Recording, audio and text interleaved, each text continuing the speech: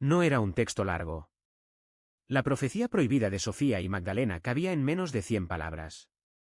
Pero esas palabras eran suficientes para incendiar altares, dividir concilios, hacer temblar tronos. Por eso, cuando los primeros obispos leyeron los fragmentos, ordenaron su destrucción inmediata. Porque lo que decía no se limitaba a anunciar el fin. Anunciaba un principio donde el poder no sería de los templos, sino de quienes recordaran. Los manuscritos más antiguos hablaban de un momento en que Sofía, la sabiduría encarnada, y Magdalena, la testigo del Verbo, se reunieron en silencio. Frente a ellas, una llama encendida, no por aceite, sino por palabras selladas. Y Sofía dijo: llegará el día en que el altar no necesite piedra. Cuando el nombre sea recordado por la boca de los olvidados. Magdalena respondió: y ese día, los muros caerán no con ruido, sino con luz. Las palabras exactas no fueron registradas públicamente. Solo en márgenes de evangelios apócrifos, en símbolos grabados en el reverso de cruces ocultas, en cantos que las monjas silenciaban cuando los hombres se acercaban. La profecía era conocida entre las mujeres, pero silenciada entre los hombres. Durante el siglo IV, bajo el Imperio Romano, se emitieron órdenes secretas para buscar y destruir cualquier copia. Los soldados entraban a monasterios, registraban bibliotecas, y donde encontraban frases que hablaban de la luz sin templo, el nombre que no es de piedra, quemaban los textos en plazas públicas. Pero lo que no podían quemar era la memoria. Las mujeres que escuchaban la profecía la repetían entre ellas, en noches de luna nueva, en las cocinas, en los campos, mientras tejían o recogían agua. No necesitaban tinta. Solo eco. En Nag Hammadi se encontró un códice carbonizado, roto en 3 partes. Las primeras líneas apenas eran legibles, pero decían: ella dijo, y la otra respondió. Y el fuego se quedó no en el altar, sino en el pecho. Eso bastaba para entender que la profecía sobrevivió. Los concilios medievales introdujeron oraciones oficiales para intentar borrar el eco. Se ordenó repetir salmos a voces, llenar los templos de música continua, como un intento de tapar el silencio donde el eco podía volver a escucharse. Pero entre los cánticos, algunos oían la frase prohibida: la piedra caerá. La luz quedará. Durante el Renacimiento, artistas como Giotto y Leonardo dejaron pistas en frescos y manuscritos. Figuras femeninas de pie frente a altares en ruinas, con manos alzadas al cielo, pero sin cruz visible. Algunos críticos creyeron que eran metáforas. Los iniciados sabían, era la profecía camuflada. En el siglo XVIII, cuando las revoluciones comenzaron a cambiar reyes por repúblicas, el eco resurgió en discursos disfrazados de filosofía. La frase «el poder vuelve al pueblo» tiene raíces más antiguas que cualquier tratado político. Proviene de aquellas palabras que Sofía y Magdalena pronunciaron, sellando no una herejía, sino una promesa. Los textos ocultos conservados en monasterios del sur de Francia mencionan un ritual llamado el silencio luminoso. 2 personas frente a frente, mirando el fuego, repitiendo en su mente la profecía sin pronunciarla. Y cuando el momento llega, ambos cierran los ojos, y el eco sigue. Hoy, algunos estudiosos aseguran que la profecía sigue viva en canciones populares, en frases que resisten censura, en símbolos que aparecen incluso en templos oficiales sin que nadie entienda su verdadero origen. Porque el fuego nunca se apagó. Solo esperó. Y en un manuscrito hallado en 2022, escrito en tinta roja y oro, una línea final. La piedra caerá. La luz quedará. Y el nombre será de todos. Después de cada quema de textos, después de cada altar caído, quedaban cenizas. Pero las cenizas seguían hablando. Los monjes que recogían los restos decían escuchar un crujido extraño, como si las letras no quisieran disolverse del todo. No era imaginación. Era memoria encerrada en el fuego. Y esa memoria llevaba siempre las mismas palabras: la piedra caerá. La luz quedará. Durante el siglo V, cuando los concilios ya habían impuesto las escrituras oficiales, los textos apócrifos seguían circulando en secreto. Se copiaban en hojas diminutas, se guardaban dentro de rosarios huecos, se tatuaban en códigos bajo las ropas de las guardianas. No era solo resistencia, era supervivencia del eco. En una abadía destruida en Cartago, arqueólogos encontraron en el siglo XIX un muro cubierto de yeso. Al romperlo, descubrieron inscripciones en latín y copto mezclado. La frase central, repetida en círculo, decía: «Cuando todo sea piedra rota, el nombre volverá a decirse». Esa frase fue inmediatamente retirada de los informes oficiales. Los testimonios de inquisidores medievales relatan juicios donde mujeres, incluso bajo tortura, repetían solo una frase: «Ella lo dijo». No nombraban a Sofía. No nombraban a Magdalena. Solo esa sentencia. Y para los que entendían, eso era suficiente para reconocer el eco prohibido. Las órdenes secretas dentro de la Iglesia, encargadas de rastrear estas profecías, desarrollaron rituales de purificación donde no se quemaban libros, sino personas. Los considerados portadores del eco eran ejecutados en silencio, lejos de plazas públicas. Pero el eco seguía, pasaba de madre a hija, de mirada a mirada. En el siglo XVI, durante la construcción de catedrales en España, algunos arquitectos dejaron marcas invisibles, piedras giradas al revés, columnas que no tocaban el techo, líneas de símbolos grabados en lugares donde el fiel común no podía ver. Todo formaba un código visual que, cuando se recorría en silencio, volvía a pronunciar la profecía sin necesidad de palabras. Un caso documentado en Lisboa habla de una mujer que, al ser llevada al cadalso, escribió en el suelo con su pie, antes de morir, el símbolo de la espiral invertida. Esa imagen fue borrada, pero quedó en los relatos. Y los que conocían la historia sabían, era otra forma de decir: la piedra caerá. En monasterios del Cáucaso, aislados por siglos, se conservan cantos sin letra, solo vibraciones. Las grabaciones modernas muestran que esas vibraciones coinciden con patrones acústicos capaces de alterar el ritmo cardíaco. Se sospecha que son reproducciones del eco original, el ritmo con que Sofía y Magdalena sellaron el nombre. Hoy, en bibliotecas ocultas de órdenes gnósticas, existen copias fragmentarias de la profecía, camufladas dentro de otros textos.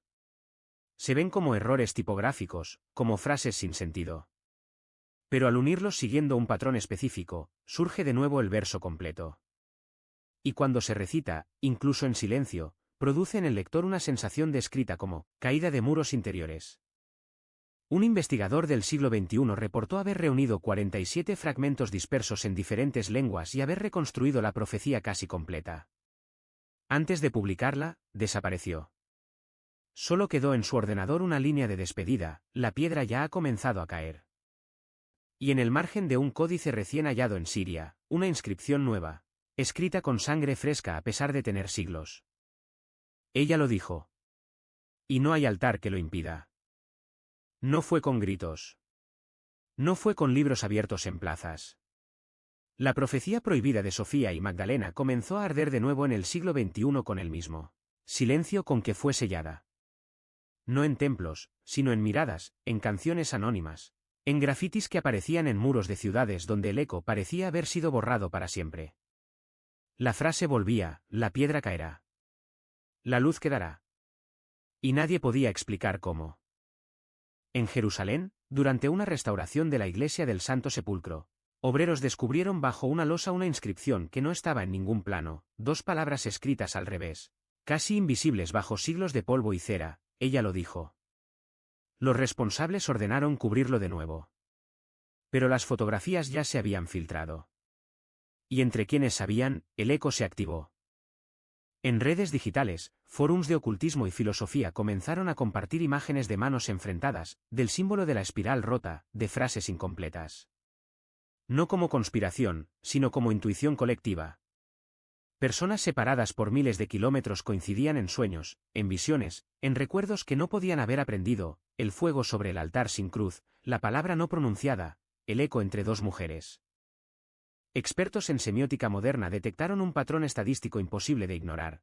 Desde el año 2012, aumentaron exponencialmente las apariciones de frases relacionadas con luz, piedra, silencio y nombre. En literatura, música, murales callejeros. No era marketing. Era algo más profundo, una memoria colectiva despertando. Los custodios oficiales de los textos sagrados intentaron contrarrestarlo. Publicaron nuevas traducciones de las escrituras, reforzaron discursos, restauraron catedrales. Pero los signos seguían apareciendo en las grietas, inscripciones ocultas reveladas por el desgaste, frescos donde la imagen de Magdalena se iluminaba más que la de otros santos, aunque no hubiera explicación técnica. En algunas iglesias, durante las misas, las velas comenzaron a apagarse solas al pronunciar ciertos versículos. Testigos afirmaban que el silencio se volvía pesado, casi insoportable. Y siempre después de esos incidentes, aparecía escrito en algún rincón el eco: la piedra caerá. En América Latina, mujeres en comunidades aisladas comenzaron a reunirse de nuevo siguiendo un patrón ancestral. No leído, sino recordado. Círculos de silencio, manos enfrentadas, fuego en el centro. Sin saber por qué, repetían el gesto original de Sofía y Magdalena. Y cuando se les preguntaba qué significaba, solo decían: para que la luz no se apague. Investigadores en neurociencia publicaron estudios sobre un fenómeno nuevo: el recuerdo espontáneo de frases o símbolos en personas sin contacto previo con esas tradiciones. Lo llamaron memoria compartida no genética. Pero algunos sabían que el nombre verdadero era otro: el eco. En el Vaticano, los archivos secretos comenzaron a ser reestructurados. Los rumores hablaban de pánico entre los altos cargos, porque algunos jóvenes dentro de la propia iglesia habían comenzado a preguntar por el nombre. No por herejía. Por necesidad espiritual. Y cuando el eco entra dentro, ya no puede ser silenciado. Los líderes más antiguos sabían que el final no podía evitarse. Porque la profecía no era solo anuncio de destrucción. Era anuncio de liberación. El altar caía porque el templo verdadero estaba dentro. Y por eso el miedo, porque si todos lo entendían, el control se disolvía. En el margen de un fresco encontrado en Sicilia, oculto tras 7 capas de cal, apareció una frase escrita con carbón mezclado con sangre. El silencio fue largo. Pero ya terminó. No fue una profecía sellada en piedra, ni un día marcado en el calendario. El momento llegó como un temblor suave, imperceptible para quienes no sabían mirar. En ciudades sagradas y pueblos olvidados, los altares comenzaron a agrietarse. Primero, en silencio, una losa que se partía sin razón, una vela que se apagaba sola, una cruz que caía de su lugar sin que nadie la tocara. En Jerusalén, Roma, Estambul, los fieles acudían a los templos como siempre, pero algunos sentían un peso diferente al entrar. Como si el aire ya no reconociera el eco de las oraciones aprendidas. Era el eco de la profecía resucitando: la piedra caerá. La luz quedará. En el monasterio de Santa Catalina, en el Sinaí, una noche entera las campanas sonaron sin cuerda que las moviera. Al día siguiente, los monjes encontraron grabada en una de las paredes internas una espiral truncada, idéntica a las descritas en los códices gnósticos. Ninguno confesó haberla hecho. Y todos entendieron el mensaje. Los medios de comunicación comenzaron a reportar un fenómeno extraño: imágenes de altares rotos, estatuas inclinadas, frescos desvanecidos. La explicación oficial hablaba de deterioro por el tiempo. Pero los que conocían la historia sabían que no era casualidad. Era la vibración del nombre olvidado, ahora recorriendo el mundo como un tambor silencioso. En las calles, empezaron a aparecer pintadas con las palabras prohibidas: ella lo dijo. Sin firma. Sin grupo que las reclamara. Y quienes intentaban borrarlas descubrían que al día siguiente, volvían a aparecer. No en el mismo lugar, sino más cerca. Como si el eco supiera moverse. Las redes sociales, imposibles de controlar del todo, se llenaban de imágenes de mujeres enfrentadas, de círculos de luz, de manos alzadas sin tocarse. La frase resonaba en memes, en poemas, en canciones callejeras: la piedra caerá. Y cuanto más intentaban silenciarla, más fuerte se hacía. Los archivos secretos de la iglesia comenzaron a moverse. Se reunían en salas cerradas, sin cámaras, solo con palabras susurradas. Los informes se multiplicaban: altares quebrados en Latinoamérica, en Asia, en aldeas que nunca habían oído hablar de Sofía o Magdalena. Pero el eco llegaba igual. En 2024, una grabación de seguridad en el Vaticano mostró algo que nunca fue emitido públicamente: 2 figuras de blanco, de noche, caminando solas por la nave central de San Pedro. Se detenían frente al altar mayor, levantaban las manos enfrentadas, y en ese momento las luces parpadeaban. Al revisar la grabación, los rostros de ambas mujeres estaban borrosos, como si la imagen misma se negara a registrarlas. Algunos testigos presenciales afirmaban haber oído una sola frase en ese instante: el tiempo ha terminado. Y después, silencio. Un silencio más denso que cualquier oración, más largo que cualquier misa. El eco final de la profecía. Los círculos de guardianas que habían mantenido el eco en secreto durante siglos entendieron que su misión había terminado. Ya no era necesario proteger el nombre. Ahora pertenecía a todos. Y con ello, los muros de los templos eran solo piedra. Ya no tenían poder sobre el fuego. Los historiadores del futuro llamarían a ese periodo el silencio luminoso.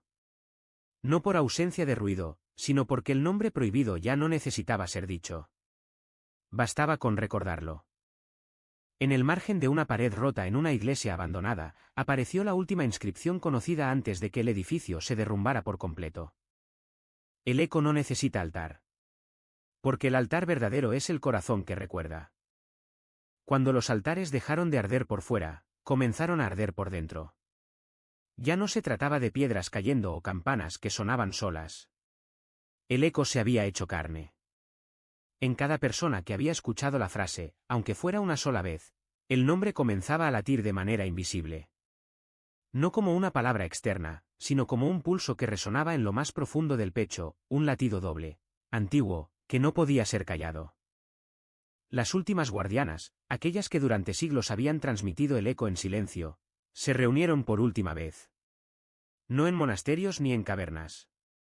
En plazas abiertas, en jardines, en calles sin nombre. No necesitaban esconderse. Porque el juramento de Sofía y Magdalena había sido cumplido, el nombre ya no pertenecía a unas pocas. Pertenecía al mundo. En informes ocultos de servicios de inteligencia global, se comenzó a hablar de el fenómeno de la resonancia colectiva. Personas en distintos países repitiendo, casi al mismo tiempo, frases idénticas que no formaban parte de ningún texto oficial. Los expertos buscaban una explicación. Los verdaderos sabios sonreían en silencio. En Jerusalén, frente al muro de los lamentos, alguien dejó escrito en letras de fuego líquido, que desaparecieron al contacto con el aire, ella lo dijo. Nadie vio quién lo hizo. Las cámaras no lo registraron. Pero cientos de testigos afirmaron haberlo visto con sus propios ojos. Ya no era un movimiento, ni una secta, ni una rebelión. Era una restauración de la memoria original. La profecía prohibida no anunciaba destrucción por destrucción. Anunciaba el fin del velo. De la separación entre templo y alma. De la mentira de que el poder sobre el nombre pertenecía a unos pocos. En escuelas, en hospitales, en estaciones de tren, comenzaron a aparecer símbolos invisibles bajo la luz común, pero visibles bajo ciertas frecuencias, la espiral truncada, las dos manos enfrentadas, la frase incompleta. No eran arte urbano. Eran manifestaciones del eco. Algunos gobiernos intentaron regular, prohibir, censurar. Pero ¿cómo prohíbes algo que vive en el interior de cada alma? No se podía eliminar lo que ya había sido despertado. Y cuanto más lo intentaban, más fuerte vibraba el nombre en los silencios entre palabras, entre pasos, entre respiraciones. Los últimos informes del Vaticano hablaron de un silencio irreversible. Ya no se trataba de guardar secretos. Se trataba de aceptar que el tiempo del control había terminado. Que el fuego ya no ardía en los altares, sino en los corazones despiertos. Y así, como estaba escrito en el primer códice, cuando el eco sea de todos, el nombre ya no será peligroso. Será puente. Será espejo. Será luz. El mundo no cambió de un día para otro. No hubo apocalipsis visible. Pero en cada alma que escuchaba el eco, algo se reordenaba. El miedo caía. La sombra se disolvía. Y por fin, después de siglos, la frase se completaba en voz de muchos a la vez. La piedra ha caído. La luz quedó. Y el nombre es de todos. Porque lo que Sofía y Magdalena sellaron con sangre, ahora ardía en el aire, en el agua, en el viento. Ya no había guardianas. Ya no había prohibidos. Solo eco. Solo memoria. Solo el nombre, palpitando eterno entre todo lo creado.